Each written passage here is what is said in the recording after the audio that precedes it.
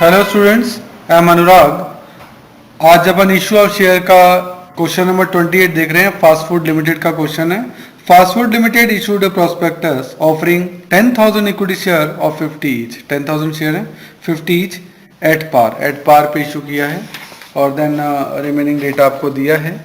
Application पे, allotment पे, first call पे, फाइनल कॉल पे कैसे पैसा मांगा।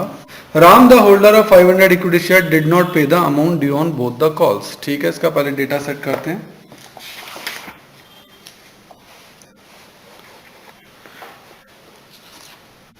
ये है आपका question number 28, D K Goyal book का है और स्टार्टिंग है फास्ट फूड लिमिटेड। ठीक है, ये आपका क्वेश्चन है। तो देखिए कितने शेयर इशू किए हैं। फर्स्ट लाइन में लिखा है 10,000 equity shares at the rate of 10, 10 रुपये में इशू किए हैं। और उस पर रुपये कैसे मांगे हैं वो भी अपन देखें। रुपए के लिए लिखा है एप्लीकेशन पे रुपए मांगे हैं 15, अलॉटमेंट पे मांगे हैं 10, फर्स्ट कॉल पे मांगे हैं 15 और फाइनल कॉल पे मांगे हैं 10। ठीक है, कुल मिलाकर 30 रुपीज़ जो हैं, 50 रुपीज़ जो हैं कंपनी ने मांगे हैं। ठीक है, ये पूरा डेटा आपको क्वेश्चन में गिवन है। अब क्वेश्चन में आगे क्या कहता है, कोई पर्सन है जिसने पैसे नहीं दिए। लिखा Ram the holder of 500 equity share did not pay the amount due on both the calls. 500 share पर वो दोनों कॉल के पैसे नहीं दे पाया। ठीक है, 500 शेयर्स पर ये पूरा पैसा दोनों कॉल्स पर आपका नहीं आया। These 500 share were forfeited by the board of director। In shares को क्या कर लिया, फोरफिट कर लिया यहां का, कब, फाइनल कॉल के बाद। And 300 of the share were subsequently reissued at ₹55। और उसमें से रीइशू किया कितने शेयर्स को, 300 शेयर्स को एट द रेट ऑफ 55। जबकि शेयर कितने का था, लिखा है शेयर कितने का था, शेयर था 50 का और आपने कितने में इशू कर दिया, 55 में। तो 5 रुपए क्या हो गया, प्रीमियम। 5 रुपए क्या हो गया, प्रीमियम। ये आपका पूरा क्वेश्चन है, ये अपन को सॉल्व करना है। ठीक है, तो क्वेश्चन का पहले डेटा जो है ना वो सॉर्ट आउट कर लेना अच्छा रहता है। तो चलिए 10,000 इक्विटी शेयर हैं, उन पे 15 रुपीज आएंगे। पहली entry, bank account debit to equity share application account.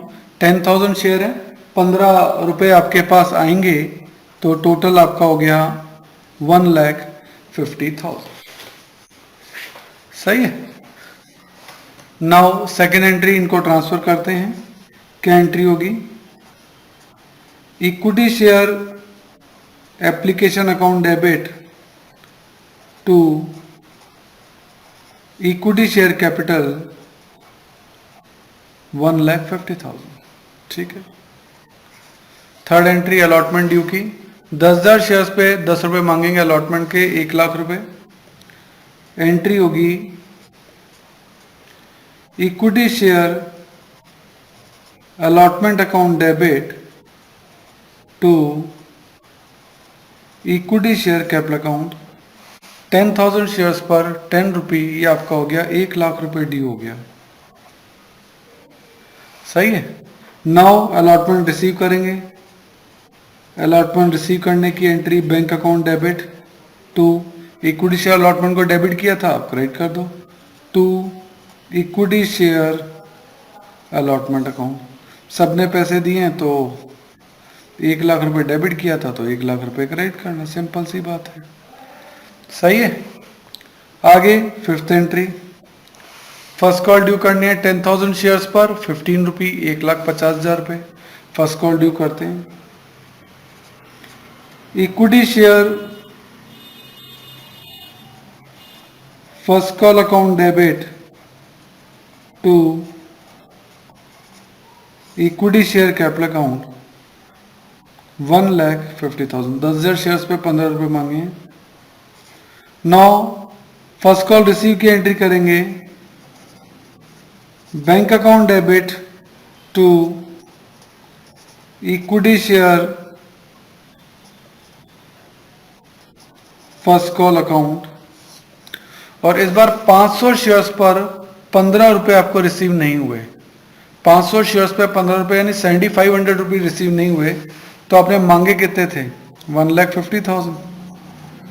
उसमें से 7500 रिसीव नहीं हुए, तो रिसीव कितने हुए? वो आपका अमाउंट यहाँ आ जाएगा 1,42,500। सही है। 7,500 कैसा है? 500 शेयर्स ने 15 रुपये आपको नहीं दिए। इस तरीके से आपका 7,500 रुपये आए हैं। ठीक है ना। तो ये रुपए नहीं है तो लेस कर दिए। ये इक्विटी शेयर फर्स्ट कॉल तक हो गई। अब फाइनल कॉल है 10 रुपये की, उसको देखते हैं। तो एंट्री नंबर 7 में फाइनल कॉल है equity share final call account debit to equity share capital account, और 10 रुपये मांगने हैं फाइनल कॉल पे 10,000 शेयर्स पर। 10,000 इंटू 10, 1,00,000 रुपये आप मांग लेंगे। और ये फाइनल कॉल रिसीव करने की अब आपकी एंट्री होगी। फाइनल कॉल रिसीव करने की एंट्री क्या है आपकी? Bank account debit to share final call. और हम ये जानते हैं कि 500 शेयर्स ने ये 10 रुपये यानी 5,000 रुपये नहीं आएंगे। तो 1 लाख मांगे थे, 5,000 नहीं आएंगे, तो फिर कितने आएंगे? 95,000 रुपीज़ आएंगे। सही है। तो इस तरीके से 5,000 यहाँ कम आए। नाउ जिन 500 शेयर्स ने आपको पैसे नहीं दिए, आपने फाइनल कॉल के बाद उनको फोरफिटेड करना है। ठीक है। कंपनी पहले उनको 14 डेज का नोटिस देगी, उसके बाद कंपनी शेयर्स को फोरफिट कर लेगी। तो एंट्री क्या होगी? Share capital account debit to, क्या नहीं दिया उन्होंने? जो नहीं दिया अब उनको क्रेडिट करना है। 500 शेयर्स ने फर्स्ट कॉल और फाइनल कॉल नहीं दी, तो to share first call account to share final call account, और जो दे दिया टू शेयर फोरफीचर अकाउंट। ये लो जी। कितने शेयर फोरफीट करने हैं जी? 500 शेयर जिन्होंने पैसा नहीं दिया। शेयर कैपिटल अकाउंट में कौन सी मनी आती है? Called up. कॉल्ड अप यानी जितनी मांगी हो। तो अब तक तो इस डबल लाइन के ऊपर आप सारे पैसे मांग चुके हैं, तो 50 रुपये हो गए कॉल्ड अप के लिए, है ना। तो यहां तो आएगा 50 रुपये। फर्स्ट कॉल पे और फाइनल कॉल पे कितने कितने नहीं दिए वो अपन को पता ही है। फर्स्ट कॉल पे 15 नहीं दिए और सेकंड कॉल पे 10 नहीं दिए।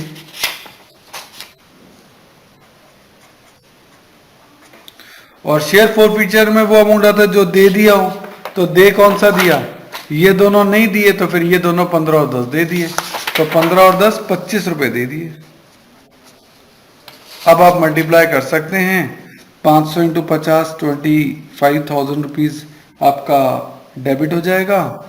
500 इंटू 15 7,500, 500 इंटू 10 5,000।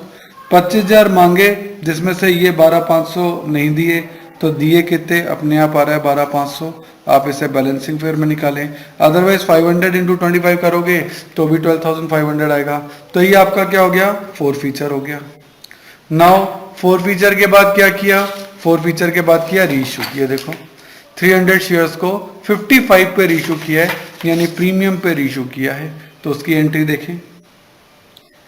प्रीमियम पे रीइश्यू करने की एंट्री होती है bank account debit to share capital account to security premium reserve account. सही है। कितने शेयर इशू किए? ये हमने किए 300 शेयर्स इशू किए। एक शेयर कितने का है? 50 का। कितने रुपए में इशू किया? 55 में। तो प्रीमियम कितना हो गया? 5 का। बहुत ध्यान से क्वेश्चन करने की जरूरत है। 300 इंटू 50, कुल मिला के जो शेयर थे वो थे 15,000 के।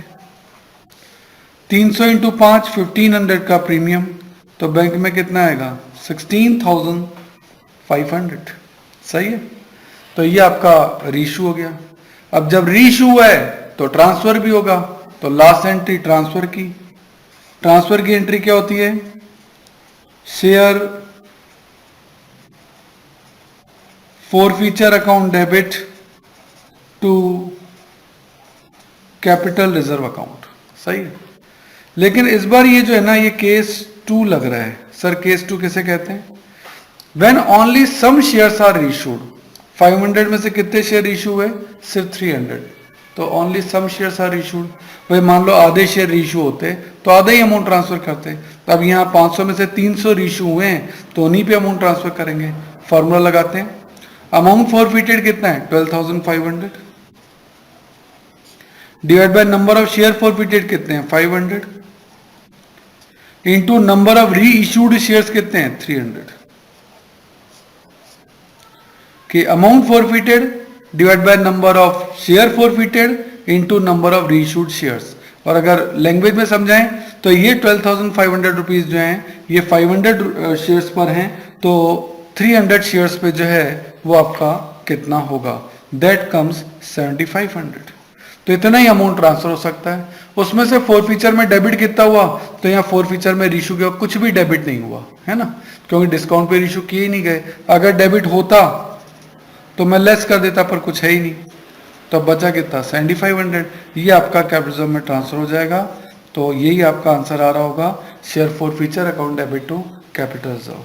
तो ये केस 2 में ये फॉर्मूला लगाना पड़ता है, याद रखना कि जब only some shares are issued, 500 में से 300 ही रीइश्यू हुए, इसलिए जिस प्रपोर्शन में शेयर रीइश्यू हुए हैं उसी प्रपोर्शन में कैपिटल रिजर्व में अमाउंट ट्रांसफर होगा। ओके।